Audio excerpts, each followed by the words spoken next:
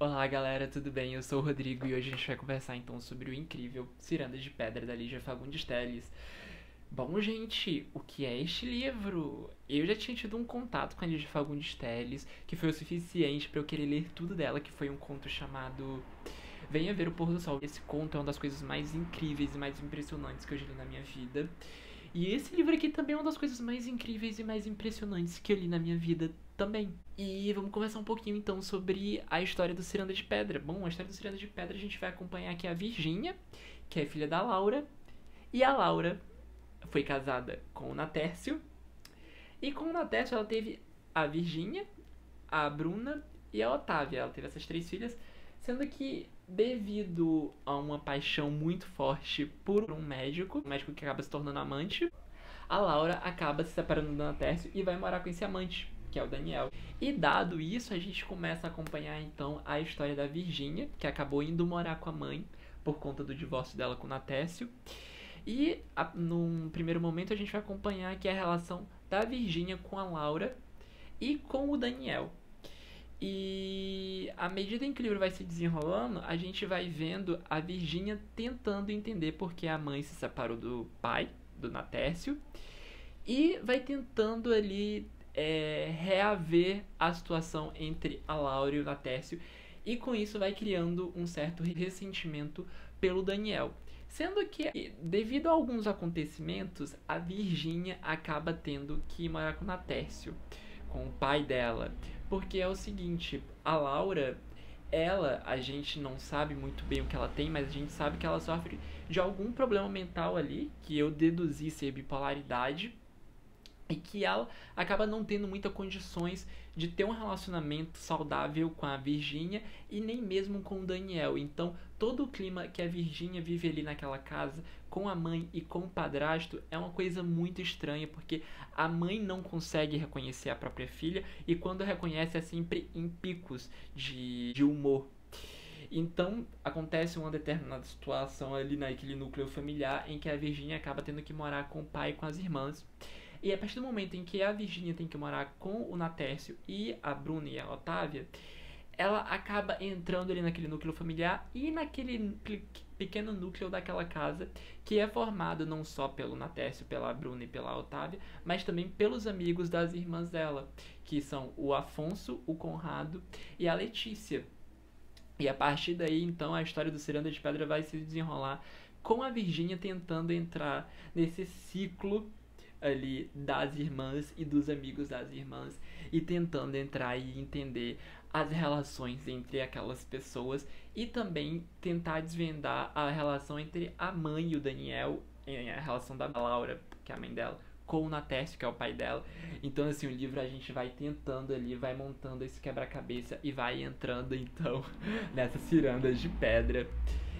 E, gente, o que é a escrita desse livro? Assim, é uma história cotidiana, não é uma história que tem muitos plot twists e de que, oh meu Deus, que história surpreendente, mas é uma história cotidiana muito bem contada, com um estilo narrativo muito diferente e muito inovador. Sério, gente, o que a Lígia Fagundes Telles faz aqui nesse livro, se a gente for levar em consideração que esse livro saiu em 1954, é absurdo.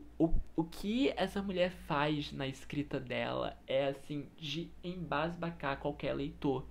Porque a forma como ela vai contando essa história e ela vai narrando ali os pensamentos e os acontecimentos e os devaneios da personagem principal, que é a Virgínia, é avassalador no sentido de, gente, isso é uma obra de arte, é uma obra-prima, é uma coisa lindíssima, é uma coisa inovadora. Se a gente for ver o que já foi escrito depois desse livro, ainda é difícil a gente encontrar uma escrita tão, pelo menos dentro das minhas leituras, tá?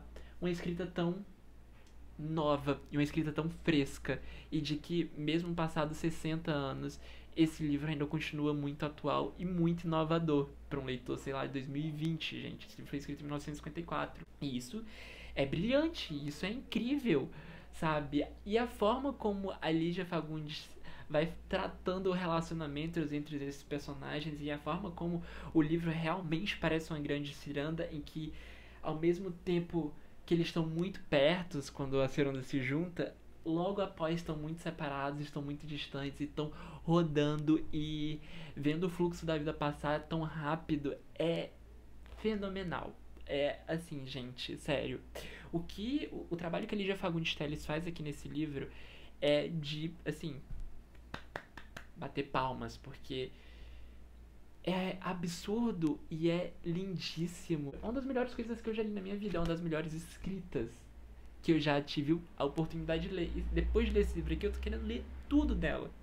Porque, assim, além de transformar uma história cotidiana em uma história, enfim, ultra comum numa coisa linda e numa coisa completamente inovadora e completamente diferente do que a gente está acostumado a ver, ela fala sobre assuntos que até hoje ainda são tabus, gente. Esse livro foi escrito em 1954. O Brasil nem tinha passado por uma ditadura ainda. E a Lígia já estava falando sobre assuntos muito potentes, sobre a questão dos relacionamentos, a questão dos relacionamentos humanos, a dificuldade dos relacionamentos amorosos, e de que alguns problemas que aconteciam em 1950 acontecem até hoje. E, gente, se isso não é brilhante, se esse livro aqui, que tem uma escrita poderosa e que tem uma história que continua atual e de que poderia se passar em 2020, não é uma obra de arte, não é uma obra-prima, eu não sei o que é uma obra-prima, porque, sério, se você não leu esse livro, por favor, faça favor, não demore tanto quanto eu pra ler. Leia o mais breve possível, sério. Eu já queria ler tudo dela por conta do Venha Ver ao Pôr do Sol, porque eu tinha achado um conto incrível. Depois do Ciranda de Pedra, assim, é obrigatório, sério. A gente deve ter muito orgulho de ter uma autora como a Lígia Fagundes Telles no hall de escritores brasileiros, gente, porque é difícil encontrar um autor que faça o que ela faz, que tenha uma escrita como a dela. É muito difícil, a gente tem que procurar muito. Porque a escrita dela é única. Então, assim,